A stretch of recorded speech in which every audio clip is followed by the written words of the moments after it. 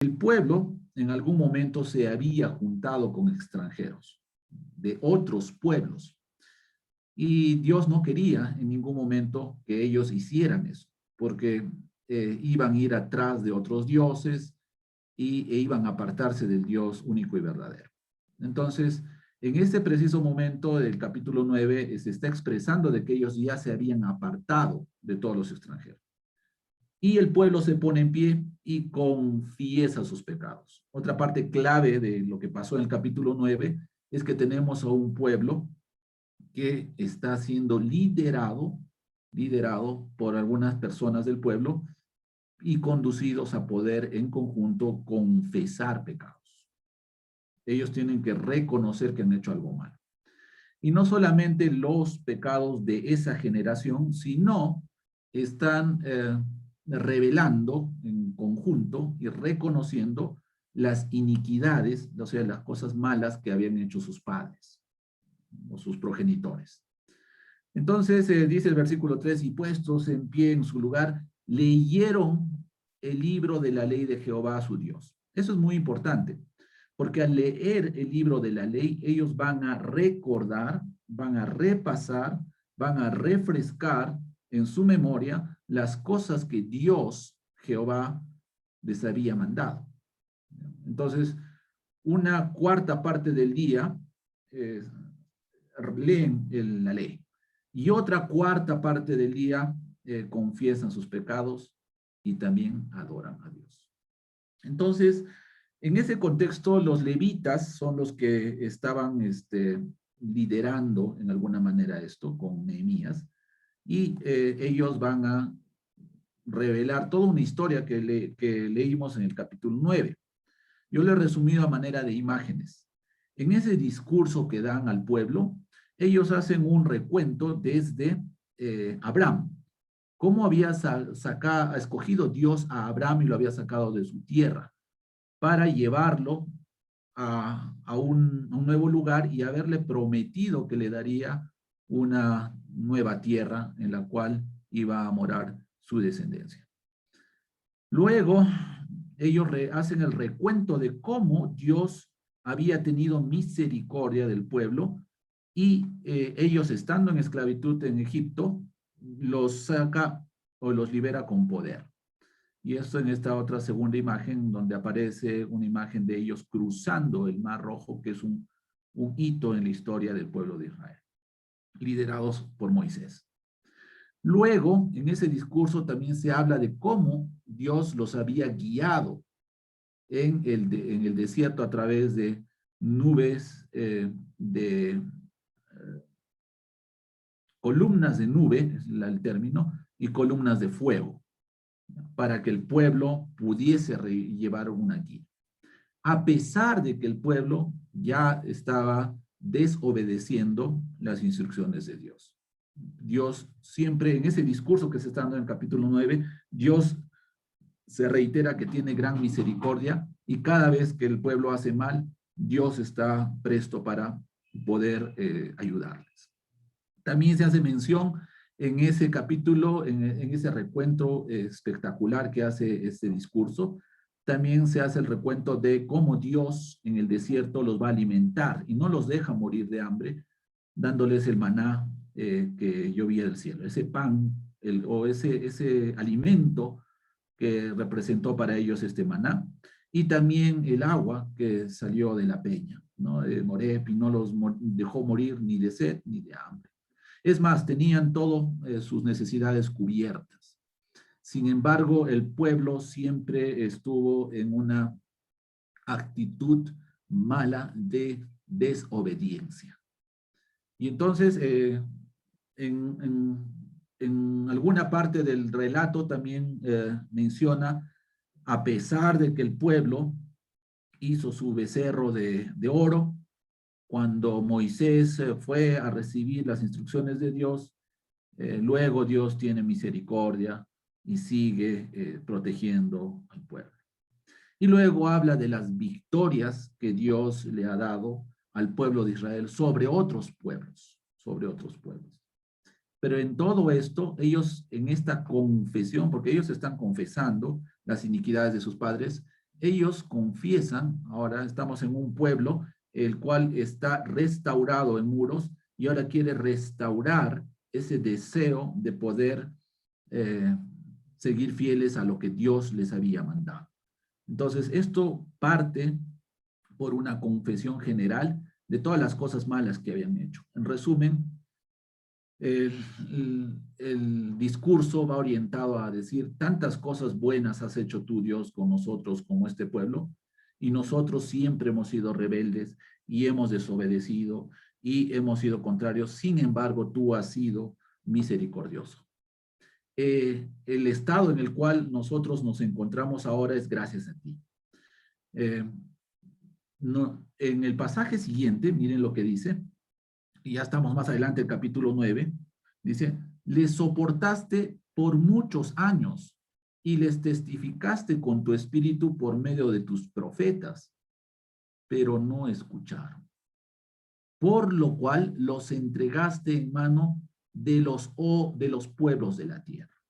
Eso quisiera resaltar, esto de los entregaste en mano de los pueblos de la tierra. Es decir, que en ese contexto de poder vivir lo que han vivido el pueblo de Israel, y Dios siempre les dio la instrucción de que no deberían juntarse con otros pueblos, ellos se juntan con otros pueblos, ellos son desobedientes, y Dios ya no les va a dar victoria, sino los entrega a manos de esos pueblos, y a consecuencia de eso, ellos van a llegar al estado en que llegaron. Muros derribados, puertas quemadas, humillados, y entonces en ese contexto está Nehemías, viene, restaura los muros, y ellos quieren restaurar su fidelidad a Dios. Eso es lo que está pasando, eso es lo que nos trae el capítulo 9, y el 31 dice, mas por tus muchas misericordias no los consumiste, ni los desamparaste, porque eres Dios clemente y misericordioso. Amén. Del capítulo 9 yo rescato, hermanos, el hecho de que cómo Dios ve a un pueblo cuando, cuando reconoce las faltas, reconoce. El reconocer las faltas nos va a ayudar a nosotros a poder nosotros dar testimonio a Dios de que estamos conscientes de que hemos hecho mal. ¿Ya? Entonces, yo creo que, un poquito saliéndome del tema, no es tan bueno decir, Dios, perdóname por todos mis pecados, ¿no? O Dios, perdóname por todo lo malo que crees que tú y yo haya hecho, ¿no? Entonces, eso no está bueno. Acá vemos un ejemplo de literalmente hacer un recuento de las cosas malas que hemos identificado en el pasado y las cosas malas que estamos haciendo en la actualidad. Eso es el ejemplo que nos trae el capítulo 9 de un pueblo confesando sus pecados y sus iniquidades. Y resaltando siempre la misericordia y la clemencia de Dios para con los que se arrepienten. Entonces, ¿por qué he hecho este resumen? ¿Ya? He cubierto unos 12 minutos de resumen para poder entender de mejor manera el capítulo 10. ¿Ya? En el capítulo 10 vamos a partir del último versículo del capítulo 9, cuando él está, el autor del Nehemías está diciendo, dice, a causa pues de todo esto, ¿qué es de todo esto? De todo esto que ellos acaban de manifestar en todo el capítulo 9. Es decir, la manera en que ellos están reconociendo todas las faltas de sus padres y la situación actual en la que se encuentran. Después de todo esto, a causa pues de todo esto, nosotros, ya en tiempo presente de ellos, porque si sus padres han hecho mal, pues ellos reconocen por el camino en el que han andado y por eso es que han llegado a ese punto de estar con muros derribados y puertas quemadas. Pero dice, a causa pues de todo esto, nosotros Y ahí resalto lo que vamos a estudiar el día de hoy. Dice, hacemos fiel promesa. Hacemos fiel promesa. Y le escribimos firmada. Bueno, eso es lo que nos vamos a tropezar en el capítulo 10, ¿ya? No quiero ir más adelante y sabemos lo que pasa más adelante en la historia de este pueblo, pero en este preciso momento es donde ellos, como quien dice, hacen un borrón y cuenta nueva y dicen, queremos hacer las cosas bien. Y a mí me lleva a pensar de cuál es el escenario en el cual ellos están tomando esta decisión. Es un escenario de orden. Se han ordenado las cosas físicamente en el muro, en las puertas, en el templo, y entonces ellos tienen naturalmente el deseo de encaminar de mejor manera sus vidas. Hacemos fiel promesa y la escribimos firmada. ¿Quiénes van a firmar esa fiel promesa? ¿No? Y dice nuestros príncipes, nuestros levitas y nuestros sacerdotes. El pueblo está teniendo una organización y por ahora está mencionando a los príncipes, a los levitas y a los sacerdotes. Ahora sí, con esa panorama, creo que estamos en todas las de empezar a estudiar el capítulo 10, revisarlo. Entonces, todos, por favor, abrimos nuestras Biblias en el capítulo 10 de Nehemías. Esta primera parte va a dar un testimonio, ya ha quedado registrado, escrito, de quiénes fueron los que firmaron esa fiel promesa. Ya, esa fiel promesa. Está firmado, ha dicho, por príncipes, por levitas y por sacerdotes. Entonces, el relato no queda acá en dar un término general, sino el autor ha tomado este registro de quiénes habían firmado eso. Dice, capítulo 10, versículo 1 en adelante. Tomo lectura de la lista y vamos a tomar conocimiento de esto. Dice, los que firmaron fueron Nehemías, el gobernador, hijo de Acalías. Cuando identifica a este Nehemías como hijo de Acalías, entendemos que es el Nehemías el que ha liderado, el que ha conducido a poder restaurar el muro y sus puertas. Entonces, ese Nehemías, ese es el que primero firma. Luego dice Sedequías, Seraías, Azarías, Jeremías, Pasur, Amarías, Malquías, Atús, Sebanías, Maluc, Arim, Meremot, Obadías, Daniel, Ginetón, Baruch, Mesulam, Abdías, Mijamín, Masías, Bilhaí, Semaías. Estos eran sacerdotes. La lista está ahí con nombre de todos los que firmaron de los sacerdotes. No olvidemos de que habían capítulo 9 en su último versículo, en el versículo final, el 30 y me parece que es el 38, ahí decía que los que habían firmado eran los príncipes, los levitas y los sacerdotes. Entonces, de los sacerdotes, ya vemos quiénes han firmado. Además, estamos entendiendo que Nehemías también estaba firmando esa intención que tienen de fiel promesa, ¿no? De fiel promesa. Y han escrito esa promesa que van a hacer y que está revelada en el capítulo 10. ¿Ya? Esa es la lista de los sacerdotes. La lista de los levitas, dice, y los levitas, 2 puntos.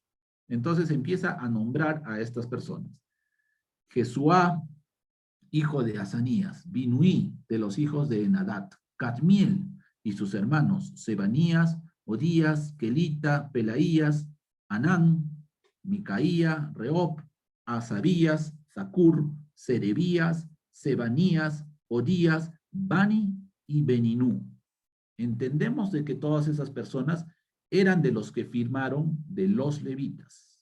Entonces ya tenemos a los sacerdotes en un grupo, los levitas en un grupo, y entendemos ahora que a esos que estaba llamando príncipes en el capítulo 9 y 38, porque ya no va a haber más lista, dice los cabezas del pueblo. Entonces, habían líderes en las familias. Y a esos, pues, entendemos que en la traducción de Reina Valera, del versículo 38, los está llamando príncipes. Serían los cabezas del pueblo. Entonces, de los cabezas del pueblo, ¿quiénes han firmado?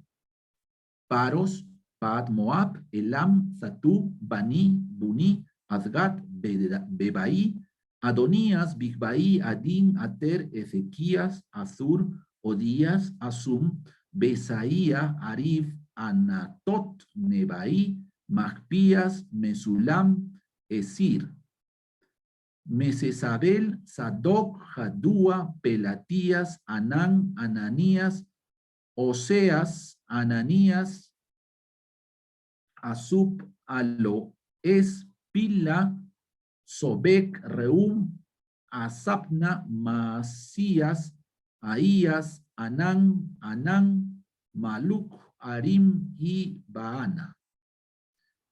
Son varios, nos estamos dando cuenta que son los jefes o cabezas del pueblo. Los que entenderíamos que serían de este grupo que había asumido ese compromiso firmado de una fiel promesa que van a manifestar un poquito más adelante. Resumen, hasta este punto son 3 grupos, eso es lo que estamos entendiendo. Si bien es cierto, hay muchos nombres, y para mí en particular, hermanos, es muy importante cada uno de esos nombres. Ya, yo pienso que, haciendo un breve paréntesis, cuando dan estas listas no son, pues, no están de más, ¿no? Dios no ha dejado, no ha permitido que eso sea escrito como algo para, diríamos, por gusto, entre comillas. No, sino eso nos hace notar de que para Dios cada personita es importante, ¿ya? Y esperamos, pues, de que en esa lista del libro de la vida estén escritos todos y cada uno de nosotros. Y no nos están viendo como Iglesia de Cristo en Huanchac, sino están viendo con nombre propio, ¿no? Está ahí escrito, yo espero, Carlos, Raúl, Gustavo, Sócrates, Enrique, Juan Carlos, y María, y Denise, y etcétera, etcétera, etcétera. Todos los nombres escritos, ¿ya? Y Dios no va a decir, no, bueno, en general, ¿no?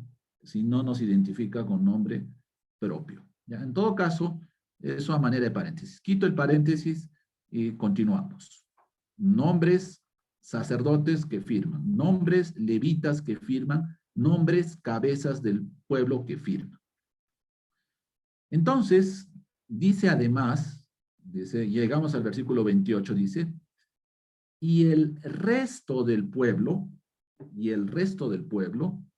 los sacerdotes, levitas. Ya hemos visto que va a haber un grupo con nombre, ya hemos visto de los sacerdotes, hemos visto el grupo de los levitas, ¿ya? Pero acá está hablando del resto del pueblo. ¿Quién sería el resto del pueblo? Además, en esta organización hay porteros y hay cantores. Porteros y cantores. Entonces yo claramente, y además dice sirvientes del templo, sirvientes del templo. Lo que estoy identificando, hermanos, y ahí también hago un comentario de lo que estamos aprendiendo, es que yo estoy viendo que el pueblo, una vez que ha ordenado el tema de la protección de la ciudad, en sus muros, en sus puertas, en las puertas del templo, que estaban destruidas, ahora están consolidando una organización. Y la organización la van a hacer con fines de poder retomar el buen camino que Dios había trazado en un inicio para el pueblo.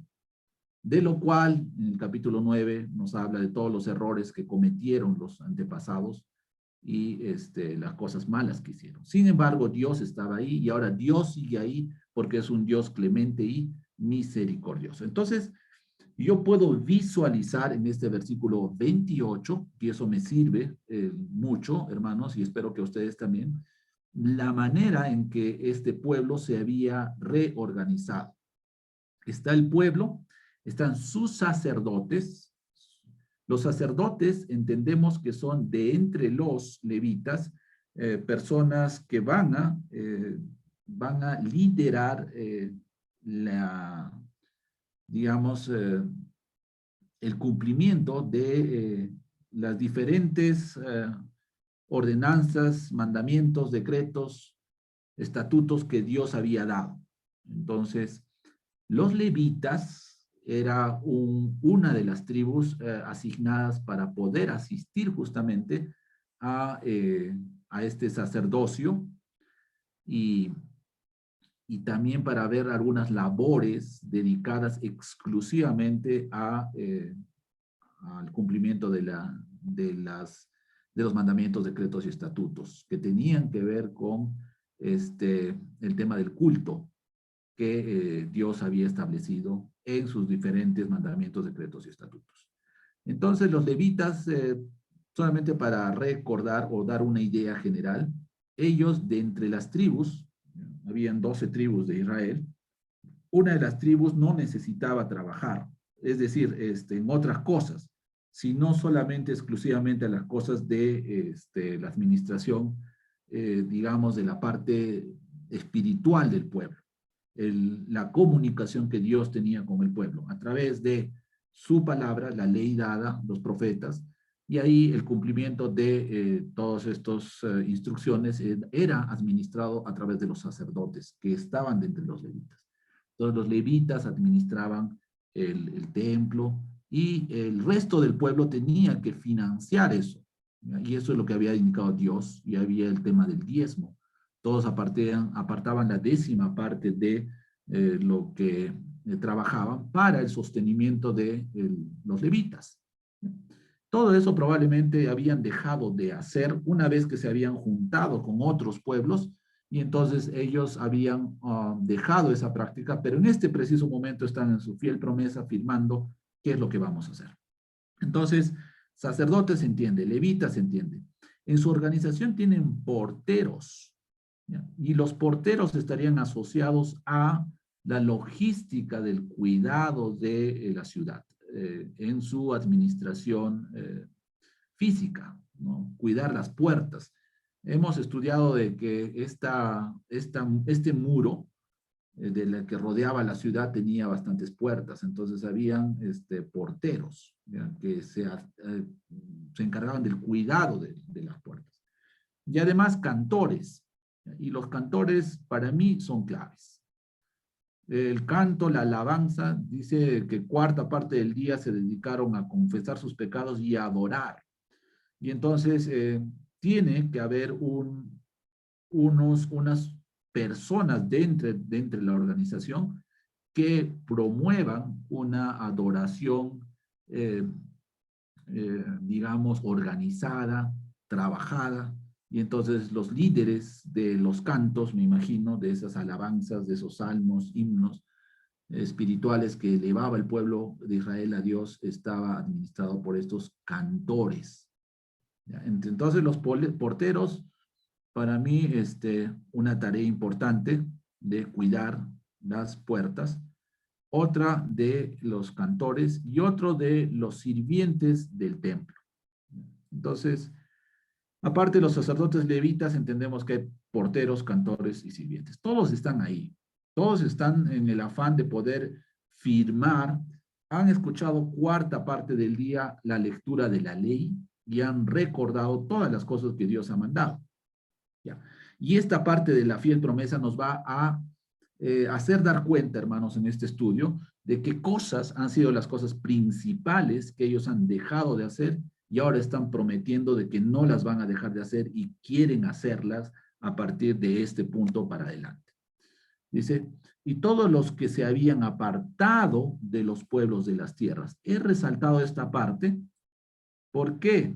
Porque yo estoy entendiendo de lo que se está leyendo en el libro de Nehemías, de que uno de los errores graves del pueblo que lo llevó a estar en un estado vergonzoso de tener muros derribados, puertas quemadas, era el hecho de que se habían apartado hacia los pueblos de las tierras. Cuando habla de pueblos de las tierras son los extranjeros. O sea, ellos se habían asociado con otros pueblos y entonces los otros pueblos estaban pues en otras prácticas, estaban alejados de Dios, tal vez adorando o rindiendo culto a otros dioses, que sabemos que solamente hay un Dios, pero ellos estaban tras de ídolos, tras de otras cosas.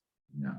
Y entonces el pueblo recapacitó, el pueblo se reunió nuevamente teniendo el muro resuelto y ellos decidieron apartarse ya de esos pueblos.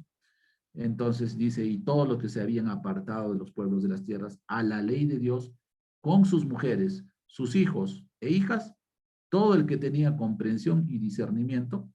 Entonces, toda esta gente está reunida. Todos estos están con el deseo de renovar esa fiel promesa a Dios. Y algunos de ellos han firmado en nombre propio.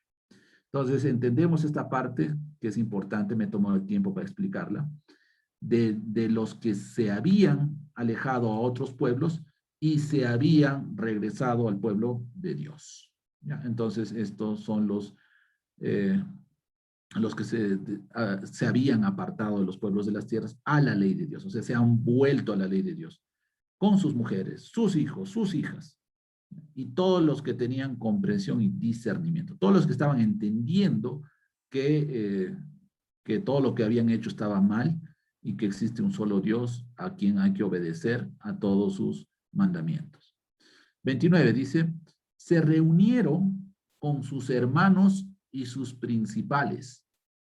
Y ahí hago mi primera énfasis muy importante. Dice, para protestar y jurar. ¿Qué cosa es lo que principalmente están haciendo esta gente? Después de haber confesado sus pecados, después de haber manifestado las iniquidades de sus padres, se juntan, todos los que hemos dicho que se han juntado, pero ¿para qué? Versículo 29. Ahí dice que se han juntado para protestar y para jurar. La protesta es una manifestación pública, en este caso, de un pueblo. ¿Qué cosa están manifestando públicamente? Dios, hemos hecho mal, nuestros padres han hecho mal, y nosotros en este momento estamos conscientes de todo eso y queremos hacer el bien. Entonces ahí está muy fuerte la palabra, dice jurar que andarían en la ley de Dios. Entonces, ¿qué es lo que no estaban haciendo antes? No estaban andando en la ley de Dios. Y ahora, ¿qué es lo que quieren hacer? Andar en la ley de Dios. Para eso se han reunido, para protestar y jurar. ¿Qué es lo que están protestando y jurando? Que van a andar en la ley de Dios. Ahí se está resumiendo bastante de lo que hemos dicho. ¿Ya? Y acá podemos hacer un pequeño paréntesis para buscar la aplicación a nuestra vida. No sé si les ha pasado a ustedes, pero de pronto el solo tan hecho de, digamos, pintar una habitación. Pintar una habitación. No sé si te has animado, es cuarentena, ya voy a pintar mi habitación. Entonces pintas tu habitación y de pronto ves todo ordenado y quieres de pronto ordenar, voy a ordenar mi velador. Voy a ordenar de pronto mi cajón de ropas. Y de pronto todo lo pones en orden y de pronto te da la sensación de poder reorganizarte en las cosas de tu vida, ¿no? Entonces dices, ¿qué he hecho mal y qué es lo que quiero hacer bien? ¿Ya? Eso en un ejemplo muy común, muy doméstico, pero en un ejemplo más profundo, hermanos, en nuestro cristianismo, nosotros debemos de tomar de este ejemplo para, para poder meditar en que muchas veces nosotros pasan cosas en nuestra vida que nos permiten organizarnos, ordenarnos, ¿ya? Y en esos precisos momentos donde nosotros debemos de sentir el llamamiento de Dios para poder reconocer todo lo malo que hemos hecho hasta este momento y poder tener el deseo de poder protestar y jurar de que voy a andar en lo que Dios quiere que yo haga, ¿no? Entonces, eso es lo que está pasando con todo un pueblo. Y eso es lo que puede pasarnos personalmente, ¿ya? Hay momentos en la vida en la cual nosotros debemos de reconocer qué es lo que estamos haciendo mal y reconocerlo puntual y literalmente. Todas las cosas manifestarlo a Dios, manifestarlo públicamente en oración y decir, de hoy en adelante, Dios, yo quiero protestar y jurar que voy a andar en tu ley.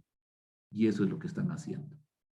Entonces, quitando ahora el pequeño comentario, continuamos con esa aplicación. Esto a mí, cuando yo he estudiado, me motiva a poder o proponer hacer algo similar. Por eso es que les comento esto. Versículo 29.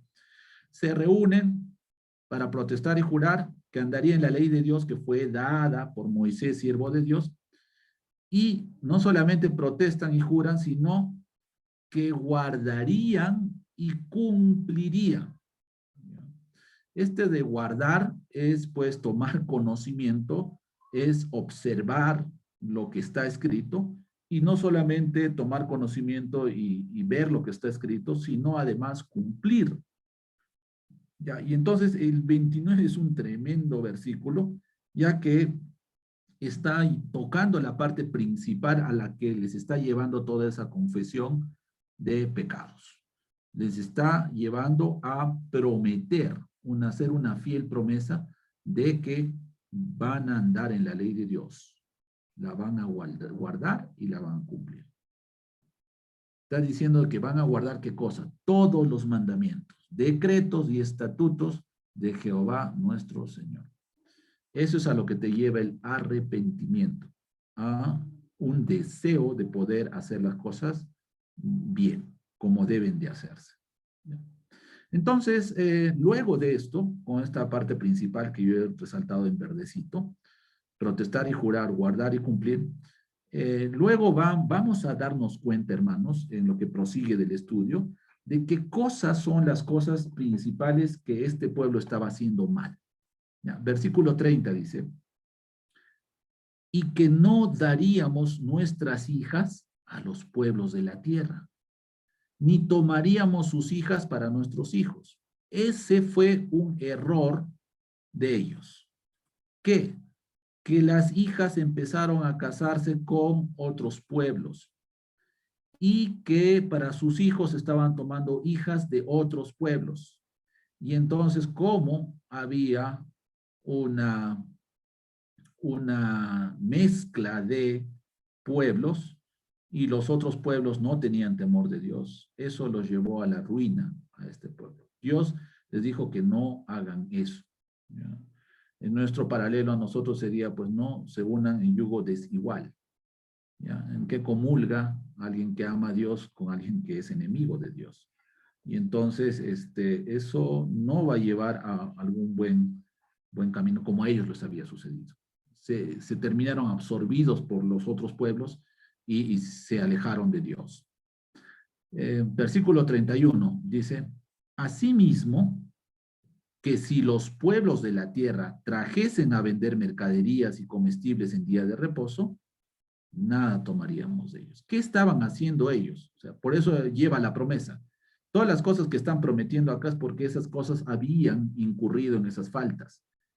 ¿Ya? Entonces, ¿qué pasa? Que estaban mezclados. Los otros pueblos de la tierra venían mercaderías, comestibles, y ellos ya no observaban el día de reposo, y entonces vendían, comían cosas en el día de reposo, pero acá, ¿qué cosas están prometiendo? De que nada van a tomar de ellos en ese día ni en otro día santificado, y que el año séptimo dejaríamos descansar la tierra y remitiríamos toda la deuda. ¿Ya? Entonces cada año séptimo tenían que no trabajar la tierra, sino dejarla descansar, y eso era parte de la ley que Dios les había dado. pero eso habían dejado de hacer. Eso habían dejado de hacer. Y entonces ellos en parte de su promesa están haciendo. ¿Ya? Entonces, parte del 30 y 31 nos hace dar cuenta de que uno de los errores era la mezcla con otros pueblos. ¿Ya? Uno de nuestros errores, hermanos, como pueblo de Dios espiritual, la Jerusalén espiritual, el Israel espiritual, es que nosotros podemos cometer el mismo error. Podemos estar en las prácticas, no del pueblo de Dios, sino por estar interactuando mucho con el mundo, nosotros podemos volvernos como del mundo. Y eso tenemos que tener mucho cuidado. Listo. Entonces, ¿qué más? 32. Dice, nos impusimos además por ley, nos impusimos. Eso es lo que están manifestando, que están prometiendo a Dios en este momento. Nos impusimos además por ley el cargo de contribuir cada año con la tercera parte de un ciclo para la obra de la casa de nuestro Dios. Entonces, ellos están diciendo, ya ahora hemos prometido de que cada año vamos a hacer una cuota, una contribución para el beneficio de la casa de nuestro Dios. Cuando hablan de la obra de la casa de nuestro Dios, están hablando de todas las cosas que se tenían que hacer administradas por los sacerdotes, ¿no? Vamos a aclarar eso en el versículo 33. Esa contribución cada año de la tercera parte de un ciclo, que está hablando de un dinero, ¿ya? Un recurso económico, ¿ya? Entonces, esa es la que tenían que ellos, sabían, en este momento están prometiendo hacer eso. Entonces, ¿para qué va a servir eso? Versículo 33. Para el pan de la proposición, ¿ya? Que eso estaba hablado en la ley. Para la ofrenda continua, también. Para el holocausto continuo, estamos hablando de proposición, estamos hablando de ofrenda y estamos hablando de holocausto. Todo lo que administraba el sacerdocio, ¿ya? Levítico. Entonces, continuo, los días de reposo, las lunas nuevas, las festividades y para las cosas santificadas y los sacrificios de expiación por el pecado de Israel. Y para todo el servicio de la casa de nuestro Dios. Están enmarcándose en, si se dan cuenta, en el versículo 32 y 33, que ellos habían dejado de poder contribuir para que se realicen todas las cosas que estaban establecidas para las actividades del sacerdocio y todas las actividades que tenían que ellos promover y hacer, ¿no? Entonces, acá el pueblo, en general todos están comprometiendo a hacer esa contribución. Más específicamente vienen adelante los siguientes versículos. Dice, echamos también suertes los sacerdotes. Entonces han dicho ya, a ver, ¿quién va a hacer esto? Han echado suertes, es decir, suerte significa han hecho un sorteo, es decir, han juntado un número de personas y han dicho ya, todos ustedes quisieran participar, vamos a escoger a algunos de ustedes para que sean responsables de algo. En este caso, dice, echamos también suertes los sacerdotes. ¿Quiénes intervinieron en ese sorteo? Los sacerdotes, los levitas y el pueblo. ¿Acerca de qué? Acerca de la ofrenda de la leña. Había que hacer una ofrenda de la leña, es decir, ¿quién se va a encargar de esa leña? Hay que quemar leña sobre el altar, y entonces, ¿quién se va a encargar de eso? Están diciendo en su promesa que ellos ya han visto ese asunto, han echado suerte los sacerdotes, los levitas del pueblo, y ya va a haber un encargo de quién va a traer la leña para traerla a la casa de nuestro Dios, según las casas de nuestros padres, en los tiempos determinados cada año, para quemar sobre el altar de Jehová, nuestro Dios. Y acá resalto, dice, como está escrito en la ley. Entonces, hermanos, si se dan cuenta, hasta ahora, para que no vayamos a perder el rumbo, primero están haciendo promesas alrededor de la falta que ellos habían cometido al juntarse con otros pueblos. Así podemos resumirlo. En segundo lugar, están viendo el descuido que habían tenido por hacerse cargo de contribuciones económicas para las cosas que Dios había establecido en su ley. ¿Por qué me doy cuenta de eso? Como está escrito en la ley.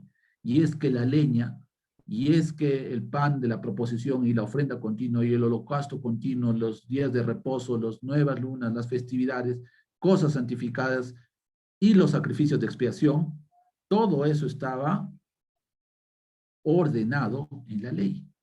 Y ellos habían descuidado eso y en este momento están resolviendo prometer hacer lo que se está estudiando en este momento. Y entonces, continuamos, hermanos, en ese contexto. Ya estamos en la fase final. Este capítulo nos está de 39 versículos. Vamos a proseguir. Dice, y que cada año traeríamos a la casa de Jehová las primicias de nuestra tierra. ¿Ya? Entonces, ellos quieren retomar lo que estaba establecido o lo que estaba demandando Dios del pueblo. Dios estaba demandando siempre las primicias. ¿Ya? Dice las primicias de nuestra tierra, las primicias del fruto de todo árbol. Sí, por ejemplo, ya hablando en nuestro contexto, yo tengo una cosecha de maíz, de choclo, es época de choclo, ya estamos pasando la época de choclo, y hay choclos muy deliciosos, muy dulcecitos, muy grandes y muy sabrosos, y entonces de los primeritos que salen y que produce mi tierra, voy a darle y voy a llevarlo a la casa de Jehová, es decir, al templo y a la administración de ellos, ¿no? Los levitas. Entonces, cada año deberíamos hacer eso. Eso es lo que están diciendo. Entonces, van a llevar lo primero. Lo primerito del fruto de mi árbol, si yo tengo árbol de mangos, los primeros mangos que salgan y los mejores voy a llevarlos a la casa. Entonces, ¿qué es lo que está pasando? Probablemente ellos, en ese afán de poder estar andando con otros pueblos, habían dejado de hacer todas estas cosas. O si llevaban, habían dejado de prestar atención de que eso debe ser lo mejor de cada uno. ¿Ya? Y estaban dando, tal vez, pues si tengo mi árbol de mangos, ya, pues lo primero es para mí, lo vendo, lo negocio, saco ganancia y después, bueno, Dios, ya, acá tengo un manguito medio que me ha sobrado y eso lo llevaré. Total, estoy llevando manguitos, ¿no? A la casa de Dios. Eso lo comento, hermanos, con el aspecto de exhortarnos. Ya, si bien es cierto, esto está en el contexto de la ley dada a ese pueblo a través de Moisés, una ley para el pueblo de Israel físicamente, pero nosotros tenemos que hacer por analogía cosas que están escritas en la nueva ley, la ley de la fe, que debemos dejar lo mejor de nosotros, no del tiempo que nos sobra, sino de lo mejor de nuestro tiempo, no de los años que nos sobran, sino de lo mejor de nuestra vida. No de la ofrenda, lo que te está sobrando, dar para la obra de Dios. En este caso era la casa de Dios, en ese tiempo los levitas, los sacerdocios. Ahora es el ministerio del evangelismo que tiene que darse. Y hay que dar lo mejor de nosotros, hermanos. Y eso es lo que habían dejado de hacer y ellos están renovando ese deseo de dar lo mejor. Dejo el comentario, continúo con el escudriñar esta parte. Dice, asimismo, los primogénitos de nuestros hijos y de nuestros ganados, como está escrito en la ley. ¿Qué cosa es lo que tenían que ofrecer al servicio? Sus primogénitos de sus hijos, es decir, sus hijos mayores, y llevarlos, promoverlos a que puedan colaborar, a que puedan contribuir, si es que había necesidad de poder tener colaboradores para el trabajo que estaban ya dispuestos a responsabilidad de los levitas y del sacerdocio. Entonces, tenían que llevar eso. También los primogénitos de sus ganados, es decir, lo mejorcito de sus ganados, los primeros, los más sanitos y todo, tenían que llevarlo, como estaba escrito en la ley. Y que traeríamos los primogénitos de nuestras vacas y de nuestras ovejas a la casa de nuestro Dios. ¿A quiénes iban a llevar todo esto? En el contexto dice, a los sacerdotes que ministran. Ministran significa servicio, hacen un servicio en la casa de nuestro Dios. ¿Ya? Ahora, alguien podría decir análogamente a nuestro tiempo, ¿qué cosa es ese sacerdocio? Dice que todos somos sacerdotes. Todos estamos ministrando en la casa de Dios. Todos debemos de ofrecer un buen servicio para nuestro Dios. En este caso, predicar a su Hijo Jesucristo y el arrepentimiento y el perdón de pecados para que todos puedan tener acceso a la vida eterna juntamente con Dios. Nosotros somos responsables, nosotros somos esos sacerdotes. Y Dios se va a encargar de darnos las primicias siempre de todo lo mejor que haya en este mundo. También como comentario.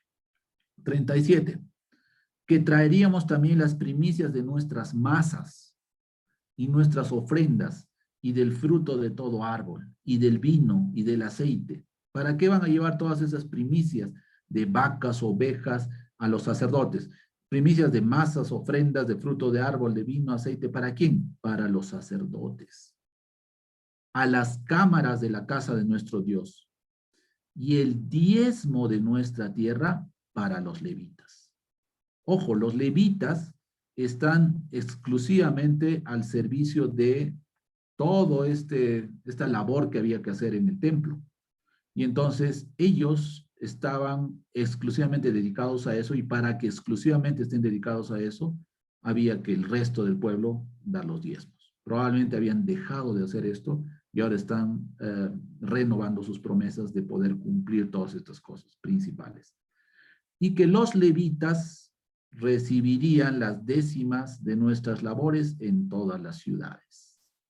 Todo el pueblo está ahora comprometido con eso, que es lo más importante para ellos, que es el servicio de la casa de Dios, para agradar a Dios en lo que Él había dispuesto en esa ley. Versículo 38. Y que estaría el sacerdote hijo de Aarón con los levitas.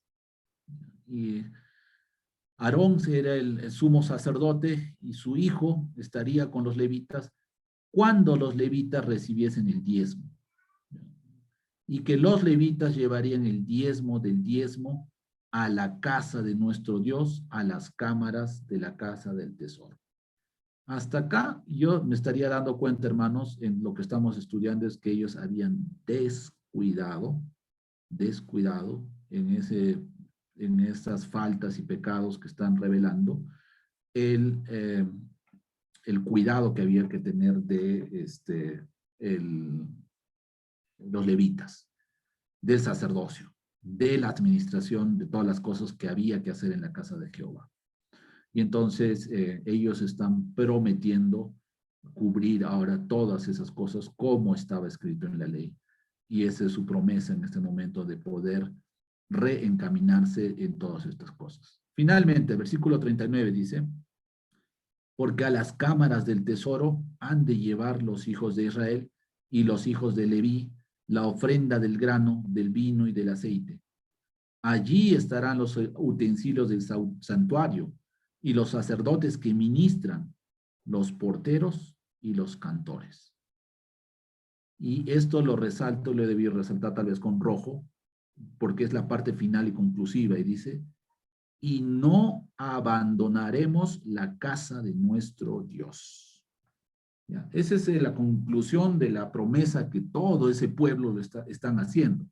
Y todavía esa promesa está siendo firmada, por escrito, firmada, y todo esto que están haciendo es, alguien diría, hay más cosas.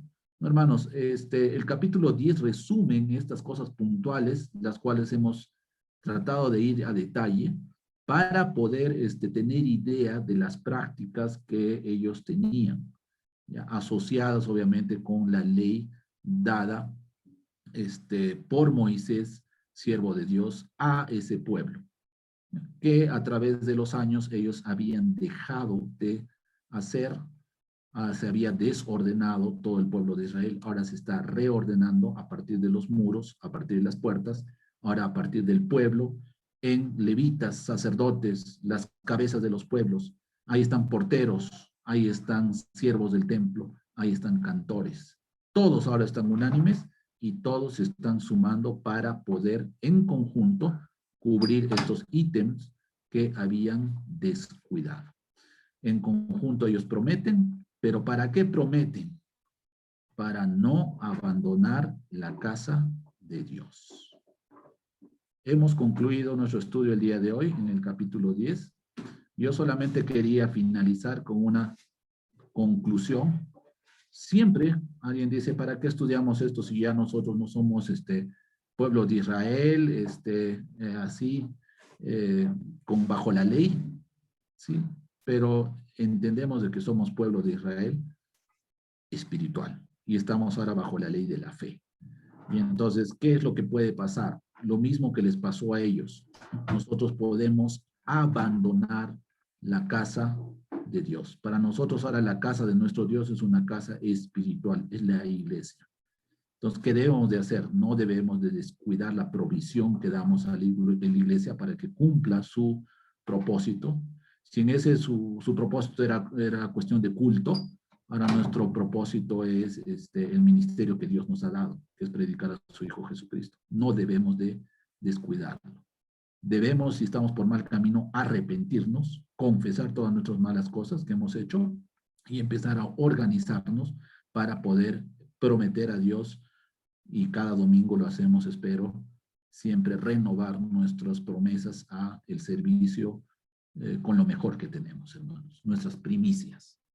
Habríamos concluido el estudio del día de hoy, hermanos. Les recuerdo de que tenemos los martes una ampliación de algunas cosas, algunos comentarios más, y ahí podemos interactuar de mejor manera en alguna libertad que nos dan de poder hacer preguntas, responder, ¿no?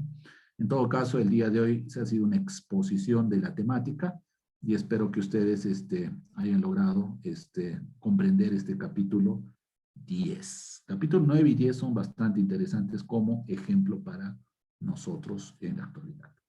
Gracias, mis hermanos. Los quiero mucho y espero